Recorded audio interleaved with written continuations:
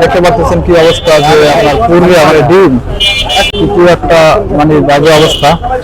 অনেক টাকা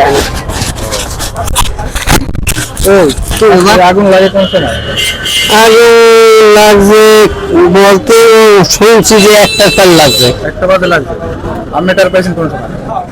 আমি তো শুনছি দেরিতে। দেরিতে শুনছেন? সবই তো আমি আইছি এখানে এই তরি আগুন এই জড়ি আই গেছে। ভিতরে খোলার মতো কোনো কায়দা নেই, সবই তো পুরো শেষ। সব কোনো তো দেখতে পারতেছেন একজন ব্যবসায়ীর স্বপ্ন কিভাবে পুরো শেষ। অনেকগুলো ব্যবসায়ীর অবস্থা খুব খারাপ। তাদের আর কি যে কান্নাজড়িত মুখ দেখলে আসলে খুবই খারাপ লাগে। তো আসলে আল্লাহ তাআলা যেন তাদেরকে ধৈর্য ধরার তৌফিক দান করে, সেটাই বলবো।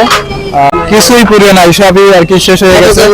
আর এই জিনিসটা বাইর করতে বললে আমার বাঁচতেই বুঝতে পারলাম না। একজন ব্যবসায়ীর মনের কষ্ট, মানে যে কিছু যে বের করবে সেই সুযোগও সে পায় না। মানে এমন খারাপ অবস্থা, মানে কেউ যে কিছু নিরাপদে সরাই নিয়ে যাইবে সেই সুযোগ আসলে তারা কেউ পায় না।